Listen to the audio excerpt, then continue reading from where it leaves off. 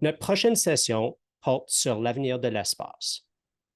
L'espace, à plusieurs niveaux, est la prochaine frontière.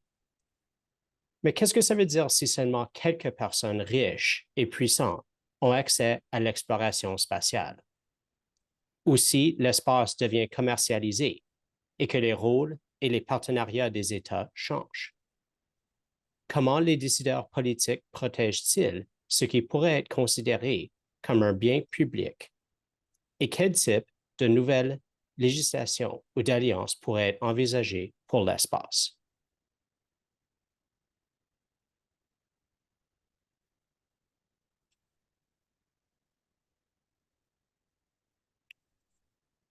Isabelle Tremblay, ingénieure, directrice exécutive d'infrastructures spatiales et de l'utilisation de l'espace à l'Agence spatiale canadienne, nous guidera tout au long de cette exploration intéressante axée sur l'avenir. Bonjour Isabelle et bienvenue à la Semaine des Avenirs.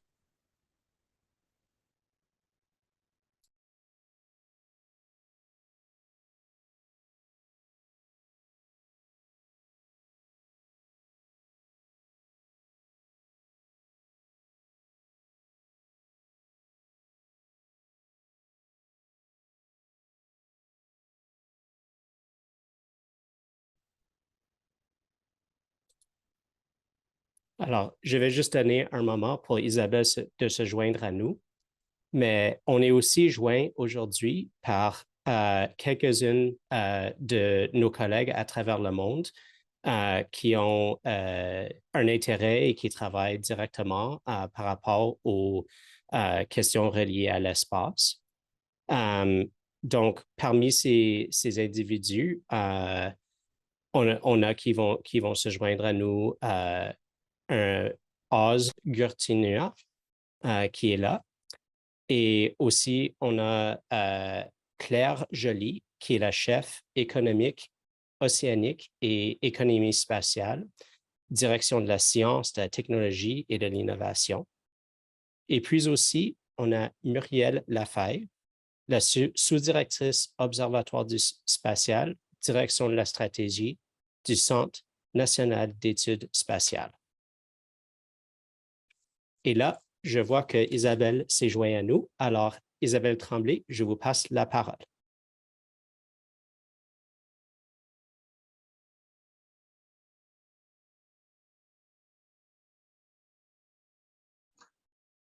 Isabelle, you're muted. D'accord, désolée. Voilà. Alors, merci Simon. Alors, je comprends que les présentations sont faites. Vous avez introduit les panélistes d'aujourd'hui. Mais je suis heureuse d'être avec vous pour cette discussion sur l'avenir de l'espace. Alors, l'espace est un sujet qui est l'exemple même de la prospective. Il représente le futur, nous amène à nous projeter dans l'avenir, à envisager les possibilités qu'offrent les sciences et les technologies de pointe. C'est un sujet qui me passionne, qui m'occupe au quotidien, puis définitivement un sujet important pour l'avenir de l'Agence spatiale canadienne et pour les citoyens, puisque les applications spatiales nous sont aujourd'hui essentielles au quotidien. Alors, au cours des dernières décennies, l'espace est devenu un enjeu économique majeur, avec des acteurs de plus en plus nombreux et diversifiés. Les activités commerciales spatiales incluent la fabrication, le lancement et l'opération de satellites, les télécommunications, l'observation de la Terre, la recherche scientifique, ainsi que la création de nouveaux services et produits spatiaux. C'est ce que nous explorerons aujourd'hui. Des experts discuteront de l'avenir de l'espace ainsi que des risques et des occasions qui pourraient se présenter. Les panélistes exploreront la commercialisation de l'espace et ses implications possibles. Les questions porteront sur la durabilité, le rôle de la coopération, la nouvelle ère spatiale et les nouveaux acteurs qui intègrent le domaine. Les nouveaux joueurs qui font les manchettes ces dernières années quant à l'exploration et à la commercialisation de l'espace entraînent tout un nouvel écosystème avec eux dans leur conquête et des perturbations sont à prévoir. La commercialisation de l'espace stimule l'innovation et la croissance dans l'industrie aérospatiale, mais soulève également des questions. qu'est-ce que ça signifie pour la réglementation, par exemple, la coopération internationale et la durabilité? Ce sont des sujets qui seront explorés dans cette session afin de mieux comprendre l'impact sur l'avenir de l'espace et ses implications possibles. C'est avec grand plaisir, donc, que je vous introduis nos panélistes.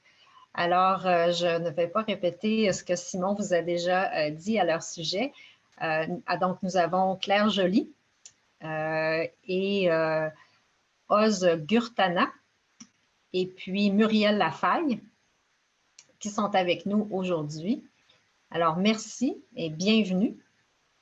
Et sans plus tarder, nous allons débuter car je crois que plusieurs, dont moi-même, avons très hâte de vous entendre sur vos visions de l'avenir de l'espace. Alors, allons-y. À bien des égards, l'espace, c'est la nouvelle frontière. Nous voyons des entreprises privées, des personnes fortunées se lancer dans l'exploration spatiale, alors qu'auparavant, les nations devaient conclure des accords de partenariat, développer leurs aspirations d'exploration spatiale. J'aimerais me tourner vers vous, Claire. Votre travail de coopération à l'OCDE a dû évoluer grandement ces dernières années avec ce nouveau portrait des acteurs de l'espace. Étant donné que vous avez le doigt sur le pouls de l'espace, je suis curieuse de vous demander quels risques voyez-vous émerger à l'horizon et qui sont liés à l'évolution du paysage de l'exploration et de la gouvernance de l'espace. En d'autres mots, y a-t-il quelque chose qui vous effraie dans le cadre de votre travail et dans le développement de l'espace? Eh bien, bonjour, bonsoir à tous aussi. Merci beaucoup de cette invitation. Je vais répondre à vos deux questions. Il est évident que les risques sont croissants. À l'OCDE, donc Organisation pour la coopération et le développement économique, je suis en charge vraiment de plusieurs questions importantes pour le futur, les questions sur les océans, mais aussi les questions sur le spatial. Et nous avons environ 3 familles de risques que nous regardons de près lorsqu'on regarde le développement du spatial. Je reviendrai après sur ce qui me motive beaucoup dans le travail que nous faisons à l'OCDE. Alors d'abord, première famille de risques, c'est évident que la compétition va grandissante entre les pays, mais aussi entre les différentes activités spatiales. Et ça, c'est assez nouveau. Cela inclut, par exemple, les problèmes de partage de fréquences, avec des risques de brouillage, de position orbitale et de collision, avec des constellations de plus en plus gigantesques. On a triplé le nombre de satellites en orbite basse en à peine 4 ans. On pourra revenir sur la question des débris spatiaux qui, à mon avis, représentent la menace existentielle pour le futur du spatial, mais aussi la pollution du ciel qui grandit jour après jour pour certains chercheurs et astronomes sur Terre qui soudainement n'ont plus accès à une vraie nuit noire à cause des milliers de satellites qui défilent et qui bloquent la vue en fait. C'est un problème assez incroyable qui n'a pas de solution facile avec toutes les constellations qui arrivent, nord-américaines, européennes et aussi asiatiques. La deuxième grande famille de risques, ce sont ceux liés à la structure de l'industrie elle-même, quand on se projette un peu dans le futur.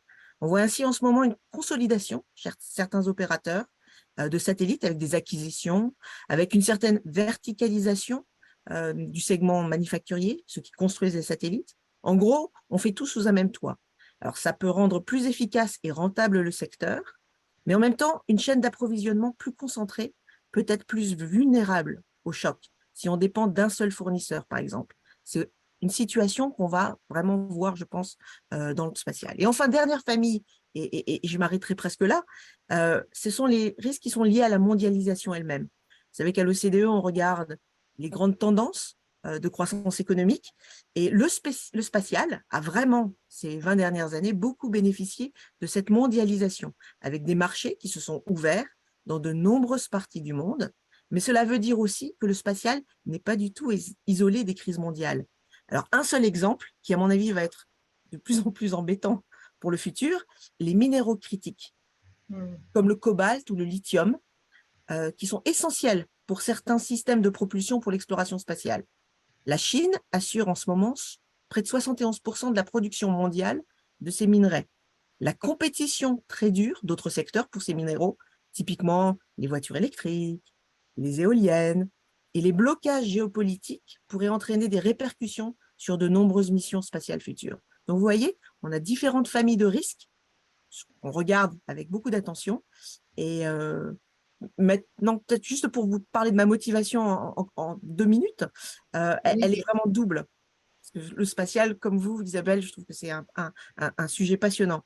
Alors, moi, ce qui me passionne, ce sont les bénéfices concrets qu'on peut trouver pour développer des bonnes politiques publiques et agir sur ce qui ne va pas sur Terre grâce aux capacités spatiales. Alors, l'aspect commercial du spatial, faire des profits, c'est un objectif pour beaucoup, mais pour moi, ce que je vois, et avec nos collaborations avec le CNES, avec d'autres agences, c'est vraiment le fait d'avoir des outils publics ou privés pour avoir de l'information en quasi temps réel sur l'état de nos territoires. Un bon exemple, évidemment, ce sont les feux en Alberta, où on a vu effectivement l'utilisation de spatial vraiment aider pour monitorer la situation. Ce n'est qu'un outil, il faut ensuite les moyens législatifs et sur le terrain pour agir, mais c'est un effet multiplicateur extraordinaire. On peut vraiment monitorer ce qui marche et marche pas. Et dernière petite motivation quand même, qui est vraiment celle depuis toute petite, hein, elle est tournée vers les étoiles, comme je pense beaucoup de personnes qui travaillent dans le spatial, et c'est la découverte scientifique, les progrès technologiques qui doivent y être associés. La recherche, et l'OCDE le dit clairement aussi, c'est la clé pour un meilleur futur et pour les innovations de demain. On l'a prouvé de nombreuses fois dans nos travaux, et le spatial, évidemment, est important pour tout ça. Merci beaucoup. Merci beaucoup. C'est très intéressant. Et puis, je vais demander maintenant à nos autres panélistes, à Muriel et puis Oz, leur avis aussi à propos des risques et ce qui les passionne dans le domaine spatial. Alors, écoutez, merci pour l'invitation et pour ce formidable panel. Côté France, comme vous le savez certainement, le CNES est l'un des pays qui s'est doté d'une loi sur les opérations spatiales pour essayer de soutenir un usage pérenne et durable de l'espace. Ça, pour nous, c'est vraiment un enjeu majeur. Claire, tout à l'heure, parlait de risques liés au débris. Oui, effectivement, il y a des risques qui sont liés au développement, au foisonnement des activités spatiales. Et cette loi sur les opérations spatiales eh bien, oblige les opérateurs qui vont lancer des satellites à mettre à bord des systèmes de propulsion pour gérer la vie, et notamment la fin de vie de ces satellites pour qu'il ne reste pas des débris ad vitam et qu'ils polluent les orbites. Donc, pour nous, c'est quelque chose vraiment qui est majeur parce que, bien, pour aller dans la continuité de ce qu'a dit Claire, moi, ce qui me passionne dans le secteur spatial, c'est le progrès. C'est le progrès de la connaissance, même des connaissances en fait, que ce soit de l'univers, de la Terre, des interactions aussi entre la Terre, l'océan, l'atmosphère, toutes ces connaissances scientifiques qui viennent nous nourrir, qui viennent nous apporter une meilleure compréhension de ce qui se passe pour répondre aussi à des enjeux sociétaux qui sont là déjà et qui sont aussi à venir. On pense bien sûr aux impacts du changement climatique, les impacts sur l'environnement, sur la santé, l'agriculture, les transports, la connectivité. C'est vrai que, en fait, on ne le sait pas forcément, mais l'espace est partout dans nos vies. Et comme vous le disiez très bien, Isabelle, en introduction, c'est vrai que finalement, aujourd'hui, une journée sans espace, c'est devenu impossible. En tout cas, ça deviendrait très, très compliqué. Et donc, ces capacités spatiales, il faut aussi les protéger, mais il faut aussi les penser dans, maintenant, je dirais, une compréhension plus large, au-delà de la Terre, et pour servir non seulement des enjeux qui sont, on va dire, de l'espace pour la Terre, mais aussi bientôt de l'espace dans l'espace. Parce qu'il y a une nouvelle économie qui est en train d'émerger avec de nouvelles activités en orbite, et puis plus loin aussi des orbites terrestres que nous connaissons, orbites basses, moyennes ou géostationnaires. On parle d'activités bientôt sur la Lune ou autour de la Lune, et puis peut-être de stations qui vont permettre d'aller de la Lune encore plus loin dans notre univers. Donc, cette nouvelle économie, je l'appellerai des activités dans l'espace, avec peut-être des stations de production directement dans l'espace, va nécessiter de pouvoir avoir de l'énergie, de l'eau, de l'air, des matériaux pour produire des habitats, de nouvelles choses dont on aura besoin pour nous sur Terre, parce que la microgravité nous permet d'envisager des fabrications qui sont compliquées sur Terre, et puis peut-être aussi des productions directement pour nos activités spatiales. Parce qu'on peut faire quand même le constat aujourd'hui que le développement de la conquête spatiale s'est fait exclusivement avec l'usage de ressources terrestres. Et donc, si on veut envisager aussi peut-être un développement pérenne et durable de l'espace, eh bien, il va falloir envisager peut-être aussi d'utiliser des ressources spatiales. Et là, on touche à des points de réglementation, on touche à des traités qui datent de 1967 sur la non-appropriation des ressources spatiales, à comment partager ces ressources, comment les utiliser sans recréer quelque part dans l'espace nos mauvaises pratiques terrestres et en apportant du bien-être. Donc cette nouvelle économie qui est en train d'émerger, peut-être aussi qu'il faut envisager qu'il y ait des travailleurs de l'espace, puisque produire dans l'espace, on peut imaginer des productions robotisées, mais aussi peut-être le besoin d'avoir sur place des ingénieurs, des chercheurs, des scientifiques, des gens aussi, des ouvriers qui vont produire. Et on peut imaginer, et là on est dans des travaux de prospective, peut-être une évolution du statut des travailleurs de l'espace, puisqu'aujourd'hui, les seuls travailleurs que nous avons, ce sont les astronautes, les spationautes, les taïkonautes qui sont dans les stations spatiales gouvernementales. Mais peut-être que demain, eh bien, à côté de ces individus, il y aura d'autres travailleurs de droit privé peut-être, qui seront partie prenante du développement de cette nouvelle économie de l'espace dans l'espace. Alors, ma motivation, c'est vrai que Claire parlait des étoiles, parce que oui, moi aussi, c'est vrai qu'enfant, ça m'a toujours intéressée. Et c'est vrai que mes activités aujourd'hui me permettent finalement d'avoir la tête dans les étoiles et les deux pieds sur terre, et de faire de la prospective et de réfléchir aussi au développement du secteur spatial. Absolument fascinant. Merci beaucoup, Muriel. J'aime beaucoup le fait que vous avez ouvert l'espace pour l'espace, donc le futur de l'humanité à l'extérieur de la Terre. Alors, si on apprend à utiliser les ressources ailleurs que sur la Terre, si on apprend à vivre ailleurs que sur la Terre, à y travailler, alors ça ouvre de nouveaux horizons à l'humanité, mais il ne faut pas oublier qu'on doit aussi assurer le futur de l'humanité ici sur Terre et que les applications spatiales maintenant sont essentielles pour le faire. Autant elles sont présentes dans notre quotidien, autant elles vont nous permettre d'assurer un futur durable aussi sur Terre. Alors, merci d'élargir notre perspective de cette façon. Maintenant, Oz, de votre côté, quels sont les risques? Qu'est-ce qui vous motive, qui vous passionne? Bonjour et merci Isabelle. Et merci à Claire et Muriel aussi. Je pense que c'est une introduction formidable à ce sujet-là.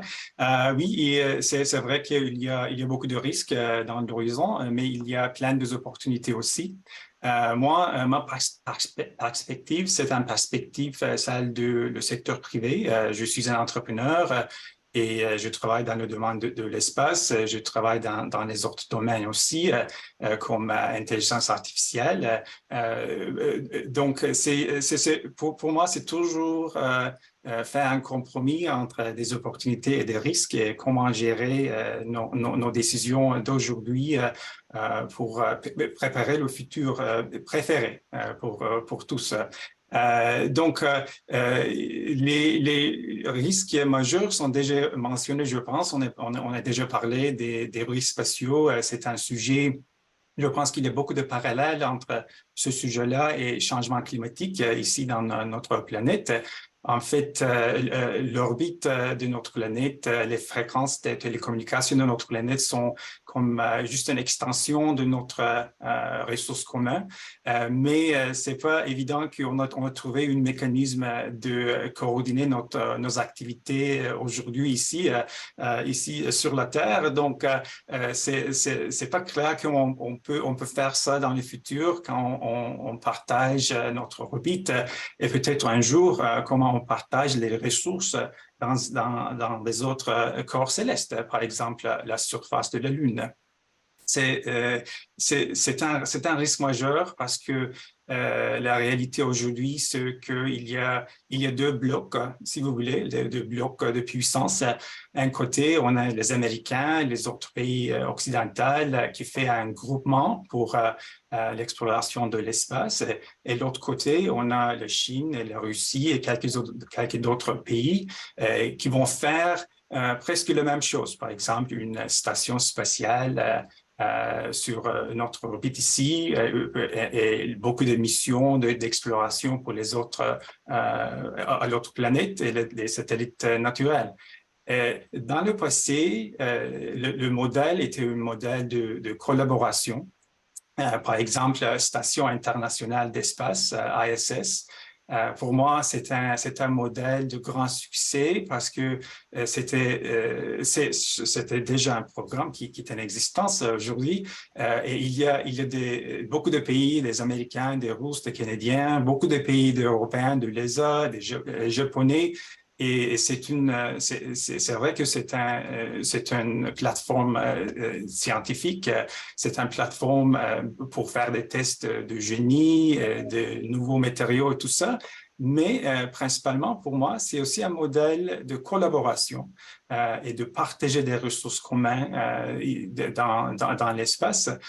Donc, pour moi, c'est le risque, cette polarisation, ce changement, cette transformation dans la manière qu'on fait des affaires dans l'espace. Je m'arrête ici pour le moment et je passe la parole à Isabelle. D'accord. Merci beaucoup, Os. D'abord, ça fait une belle transition vers le prochain sujet.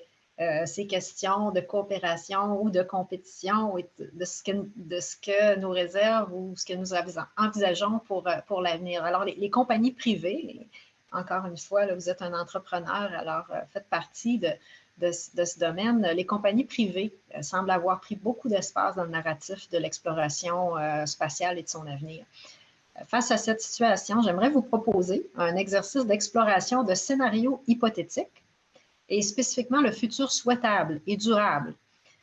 On ne peut pas parler de l'avenir, de la commercialisation de l'espace pérenne, sans parler d'objectifs de développement durable, n'est-ce pas? Alors, Muriel, je me tourne vers vous cette fois-ci, car je sais que vous faites souvent des exercices de prospective du genre. Alors, à vos yeux, à quoi peut ressembler un avenir où la commercialisation de l'espace évolue d'après les piliers du développement durable? Équité sociale, viabilité économique, protection de l'environnement. Alors, à vous, Muriel. Merci beaucoup. Oui, c'est l'occasion effectivement de parler de nos travaux. C'est vrai que nous avons créé en 2017 un think tank qui s'appelle Spaceable. Spaceable parce que quand on fait de la prospective, on s'intéresse à l'ouverture du champ des possibles. Et puis, l'idée aussi, c'est de faire en sorte que ces possibles deviennent souhaitables et puissent se réaliser. C'est vrai que nous avons mené un certain nombre de travaux de scénarisation de ce que pourrait être effectivement notre futur, nos futurs. Et c'est vrai que ce prisme de développement durable est quelque chose de très important pour nous. Cet usage pérenne et durable de l'espace est vraiment notre fil conducteur. Et ce futur, même avec des activités commerciales, eh bien, nous l'imaginons quelque part organisé, encadré par des systèmes de régulation, qu'ils soient édictés au niveau international voire même d'ailleurs que les sociétés commerciales elles-mêmes soient demandeuses de ces régulations. J'en prends pour exemple certaines lettres ouvertes que l'on a pu lire dans la presse d'opérateurs actuels de constellations de satellites qui justement s'émeuvaient des problèmes à venir de débris spatiaux et de potentielles collisions. Donc on peut imaginer qu'eux aussi seront très intéressés dans le futur pour que l'espace soit partagé, soit propre et qu'ils y contribuent. Dans ces scénarios, ce que l'on voit souvent revenir, effectivement, ce sont des notions d'économie circulaire, de réutilisation, de recyclage, de structures qui fabriquées en orbite, qui mises en orbite. Et cette idée de recyclage veut dire qu'en amont de cela, il y a eu une réflexion pour penser ces futures infrastructures dans leur design de façon à ce qu'elles puissent être récupérées, recyclées, remises en route. Je me souviens d'un atelier que nous avons fait avec des jeunes arrivés au Centre national d'études spatiales et leur posant cette question, un groupe avait réagi en disant « Mais est-ce que vous imagineriez jeter votre Ferrari ?» Non, bien évidemment. Eh bien, un satellite ou des lanceurs, c'est un peu pareil. On a envie plutôt de les récupérer, de les remettre en état ou de les réutiliser pour qui en faire des habitats, qui les augmenter et leur faire de nouvelles missions. Voilà. Donc, nous avons effectivement tout un travail de scénarisation autour de cet usage, cette réutilisation.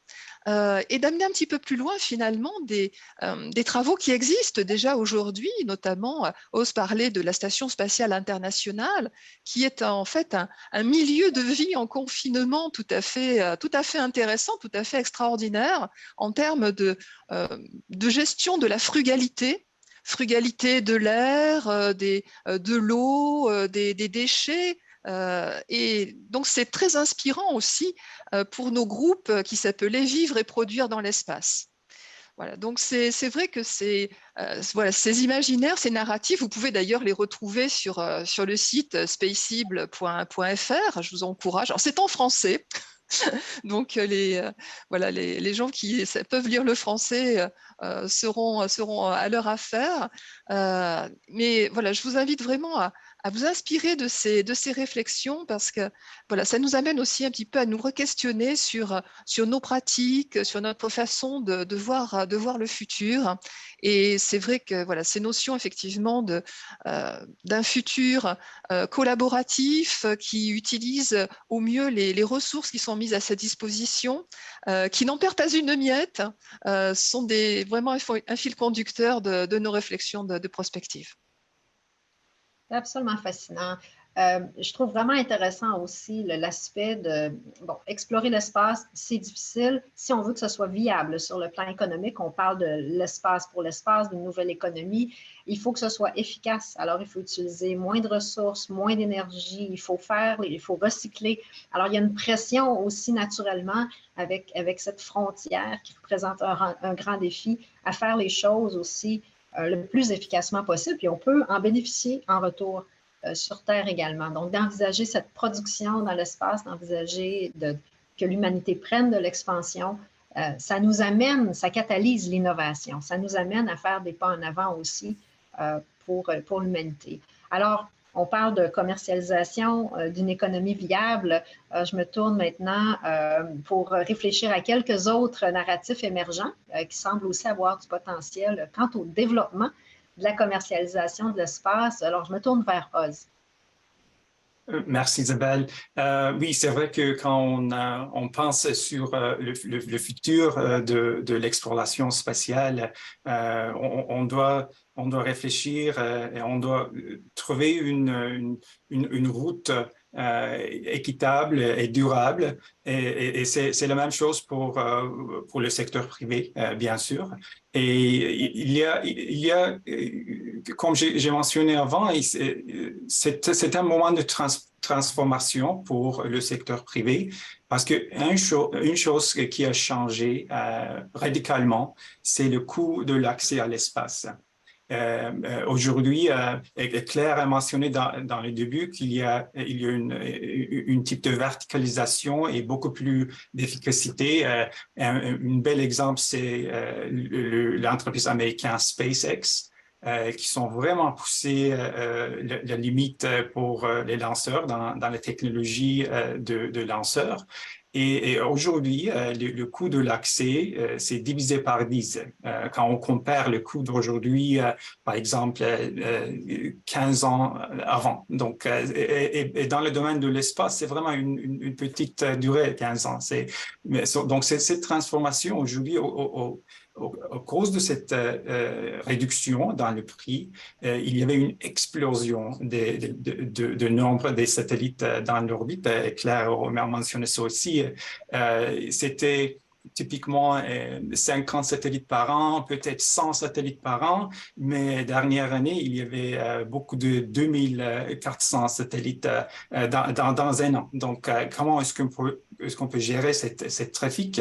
C'est vraiment pas clair. On sait pas comment on peut partager les différents endroits, les différents types d'orbites, des fréquences et même la luminosité dans le ciel pour les astronomes. Mais dans l'autre côté, cette explosion a vraiment aidé avec la démocratisation de l'accès à l'espace. Aujourd'hui, il y a plus de 105 pays avec un minimum de satellites dans l'orbite. Donc ça nous aide beaucoup de partager des bénéfices de l'exploration spatiale aussi. Et comme tous les sujets technologiques, donc il y a deux côtés. Et moi, je pense que le rôle du secteur privé et le rôle du secteur public, les gouvernements, c'est de discuter comment on peut faire, comment on peut balancer les différentes les différents aspects de ce problème et trouver les mécanismes pour collaborer entre le secteur privé, le secteur public, bien sûr, mais aussi collaborer dans une manière mondiale pour minimiser le risque de conflit dans l'orbite parce qu'il y a aussi beaucoup des efforts de militarisation de l'espace, c'est la réalité. Donc, on doit nous assurer que c'est un dialogue, c'est toujours possible entre les différentes parties. Voilà. Alors, merci beaucoup. Merci beaucoup, Oz. Alors, aux anonymes ont parlé de narratifs émergents en marge de l'imaginaire collectif actuel. Alors, à votre tour, Claire, avez-vous un scénario hypothétique qui vous vient en tête? Alors moi, je vais être très terre à terre. Je vais être très terre à terre, essentiellement parce que je pense qu'effectivement, les acteurs du spatial ont beaucoup la lumière, plus que jamais auparavant. Et c'est un secteur stratégique qui a aussi quand même beaucoup bénéficié, je dirais, de règles assez laxistes en matière environnementale pendant des décennies. Et là, c'est en train de changer. Donc ça, c'est bien pour le futur du secteur lui-même et puis pour les populations en général, parce que finalement, c'est la responsabilité du politique, du régulateur, de bien encadrer les activités spatiales, y compris quand il s'agit d'acteurs privés. Donc, on voit des changements, des évolutions. Beaucoup d'États se dotent de lois spatiales, ça c'est très bien. Ça veut dire qu'on est de plus en plus, voilà, tous à peu près sur la même ligne. Pas encore tous, mais de plus en plus. Et là, la France, franchement, a mené, je dirais, un certain nombre de combats pour justement faire avancer les choses. Le Canada est aussi vraiment très bien placé. Un certain nombre de pays qui sont vraiment à la pointe, je dirais. Et puis, des systèmes de licence qui prennent en compte ces questions environnementales. Donc ça, c'est très bien. Et les acteurs du spatial eux-mêmes, du privé notamment, font aussi beaucoup d'efforts parce qu'ils se savent observer de plus en plus. Et ils se sont dotés de plus en plus de stratégies d'entreprise avec des critères environnementaux, sociaux et de gouvernance, les fameux critères ESG. Donc ça, c'est relativement bien. On voit ça vraiment de plus en plus pour beaucoup d'acteurs qui prennent des mesures pour réduire, évidemment, les débris spatiaux, mais surtout, et là, c'est pour ça que je suis très terre à terre sur le coup, la pollution ici sur Terre, la production de CO2 et puis réduire leurs déchets. Donc ça, c'est aussi une facette intéressante. C'est très positif, même si au niveau mondial, je pense que ça va prendre un petit peu de temps. Mais voilà, on voit vraiment un secteur spatial qui essaye d'être de plus en plus vertueux pour protéger non seulement la Terre, nos territoires, et aussi évidemment l'espace. Donc, ce sont des points positifs, même si les risques sont là quand même. Absolument. Ben, c'est très inspirant, encourageant aussi de voir que la communauté est consciente des défis, des risques, mais consciente aussi de l'importance d'assurer un avenir durable dans le secteur spatial. On a touché à l'aspect de réglementation. Ça nous amène donc à un troisième volet de notre conversation qui porte sur la réalité changeante. Alors, aux yeux de cette réalité changeante, de la commercialisation de l'espace avec l'arrivée de nouveaux joueurs, l'accélération de cette commercialisation, les enjeux environnementaux qui ont été nommés plus tôt, ainsi que face à la nécessité d'une coopération différente dans l'espace. Alors, j'aimerais me tourner vers Oz maintenant et demander comment les efforts futurs de la commercialisation de l'espace pourraient-ils modifier ce que nous savons de l'espace? Alors, comment certaines croyances fondamentales pourraient être mises au défi? Quelle régulation, alors on parle de ça encore, quelle régulation, programme, loi, standard, accord ou partie de ceux-ci pourraient, de ce fait, être appelés à changer ou à être dépassés? Alors, on regarde le futur, on regarde comment on peut atteindre ce futur dans cette voie positive, constructive là, dont on a discuté avec Oui. Claire. C'est une excellente question. C'est pas vraiment facile à répondre, mais pour le secteur privé, je pense que on doit apprendre comment on peut travailler avec des atomes à l'espace au lieu de juste des bits, c'est-à-dire l'information ou les données. Parce que jusqu'à maintenant, avec des satellites, l'espace nous fournit juste vraiment des paquets d'informations, soit utilisant les satellites météo ou des satellites de télécommunication. On a utilisé l'énergie solaire un peu dans l'espace pour les satellites et des autres véhicules. Mais maintenant, c'est le temps d'apprendre comment on peut utiliser des matériaux primaires, les ressources naturelles, par exemple sur la Lune. Le pôle sud de la Lune, est-ce que ce sera possible pour nous de l'extraire de l'eau et peut-être établir une habitation durable sur la Lune? On verra, c'est un défi réel. Mais pour réussir, on doit vraiment changer notre perception de l'espace, je pense. Et le côté régulation, je ne sais pas si c'est le secteur privé de décider, je ne pense pas. C'est vrai que pour nous, l'incertitude, c'est pas désirable. Donc, s'il y a une set de réglementation qui est bien établie, pour nous, ce sera beaucoup plus facile de faire de planification. Mais aujourd'hui, je pense qu'il y a un haut niveau d'incertitude parce que il y a, par exemple, cette initiative des accords Artemis pour régler les activités sur la Lune, mais c'est pas comme un traité de Nations Unies, c'est pas vraiment partagé par tout le monde, donc c'est pas clair. Est-ce qu'on peut enforcer les règles? Est-ce qu'ils sont des règles ou non? C'est vraiment pas clair. Donc, je m'arrête ici parce que je pense qu'on a seulement 7 minutes. Je vais m'assurer que Claire et Muriel peuvent partager leur avis aussi. Merci. Oui, merci beaucoup, Oz. Alors, justement, j'interpelle nos autres panélistes. Si vous avez des éléments qui pourraient modifier ou ce que nous croyons ou nous concevons de l'espace et comment on va réaliser ce futur.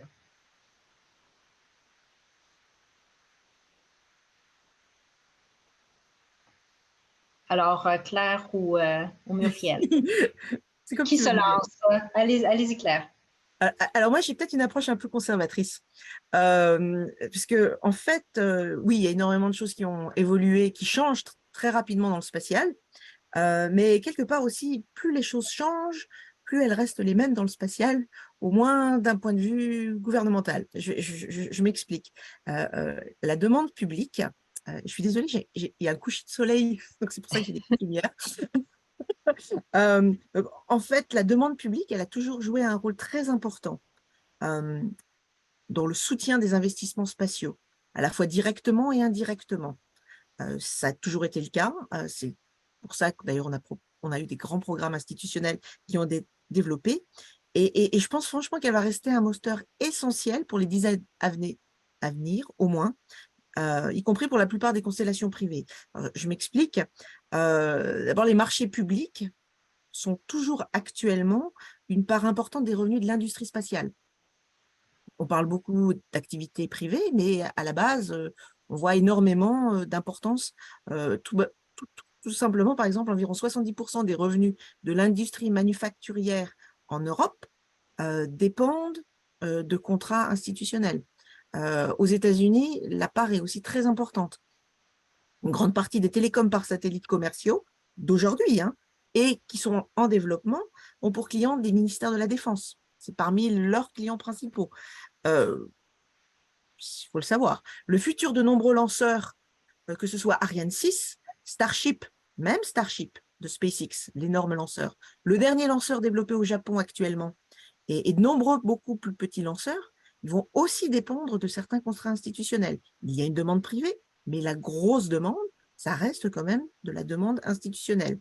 C'est pareil pour les marchés captifs, mais vraiment captifs, en Inde et en Chine, où là, la plupart des opérateurs nord-américains, européens, de toute façon, n'ont pas droit d'entrer dans ces marchés. Donc, on se retrouve quand même avec une très importante demande institutionnelle. Et à mon avis, ce sera vraiment la taille, la stabilité des marchés publics, des produits et services spatiaux, y compris pour l'exploration spatiale, qui vont influer sur les incitations des entreprises à investir. On a un certain nombre d'exemples où, par exemple, dans une enquête sur la base industrielle américaine dans le spatial, un répondant sur 5 de cette enquête a indiqué que c'est la variabilité de la demande spatiale du gouvernement américain qui a des effets très importants sur leur volonté de rester dans le secteur, sur leur solvabilité et leur capacité à retenir du personnel qualifié. Donc, encore une fois, on peut se projeter effectivement sur un horizon lointain, mais au moins, je pense, dans la décennie à venir, il est clair que la demande institutionnelle sera clé. Et je pense que la plupart des gouvernants, notamment des pays OCDE, réalisent ça et réalisent effectivement que pour activer les innovations de demain, encore une fois, les gouvernements et la demande publique sera très importante. Donc, même avec plus d'acteurs commerciaux, vraiment, on en a vraiment beaucoup plus. Je pense que la demande publique restera un moteur du spatial encore pour vraiment pas mal d'années. Merci beaucoup, Claire. Muriel, à vous. En complément de ce que vient de dire Claire, c'est vrai que la commande publique, l'institutionnel est un client d'ancrage très fort. C'est vrai qu'aujourd'hui, la commande publique est quelque chose de clé malgré tout pour le développement des activités spatiales. Mais ce que l'on constate quand même, grâce au développement des activités commerciales, c'est que certaines pratiques, certains modèles économiques aussi sont en train de changer. Et notamment, on a vu ces dernières années, et je pense que pour les années à venir, ça devrait encore s'amplifier, c'est le développement du as a service. Auparavant, voilà, on fabriquait une capacité spatiale. Là maintenant, en fait, on nous vend un service. On nous vend un service. On nous vend des heures bientôt de recherche dans une station spatiale. On va nous vendre du carburant pour venir refueler nos satellites. Et donc, c'est tout à fait nouveau. Donc, je veux dire, voilà quelque chose qui est vraiment une transformation majeure pour les activités spatiales.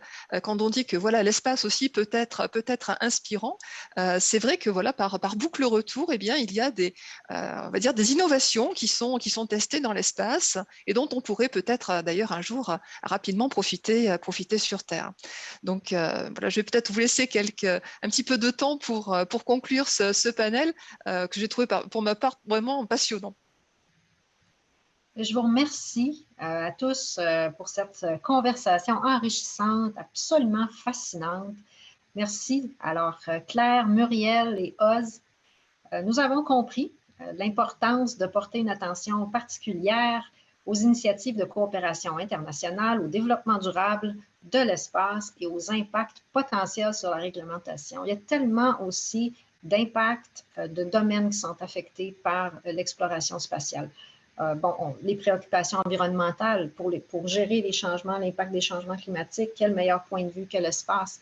On a besoin aussi de développer la relève, on a besoin de capacités, d'une force de main-d'œuvre pour arriver aussi à réaliser ce futur. Les technologies émergentes qui, à tout moment, peuvent bousculer, complètement révolutionner le domaine spatial exactement. On est vraiment à un point charnière de ce point de vue, en particulier, on l'a mentionné, pour réduire les coûts de l'accès à l'espace.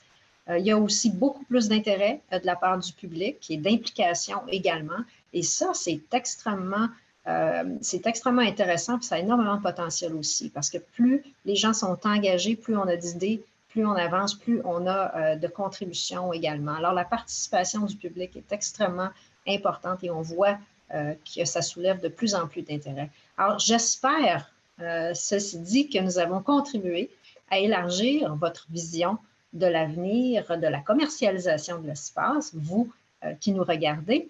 Et je vous invite à considérer s'il existe d'autres manières de façonner l'avenir et spécifiquement celui que nous voulons et d'y participer activement. Alors, c'était tout le temps que nous avions. J'aimerais remercier encore une fois nos panélistes et je retourne la parole à Simon. Merci Isabelle, Oz, Muriel et Claire. Et merci à notre public de s'être joint à nous aujourd'hui. Nous espérons que cette session a suscité la réflexion et qu'elle vous donne un nouvel angle d'attaque lorsque vous regardez le ciel. Il y a tant de choses à considérer en termes de durabilité, de politique, d'accès et de vision de l'avenir de l'espace. Nous espérons que vous continuerez à parler de ces sujets et à explorer comment nos décisions d'aujourd'hui peuvent contribuer à créer un avenir meilleur.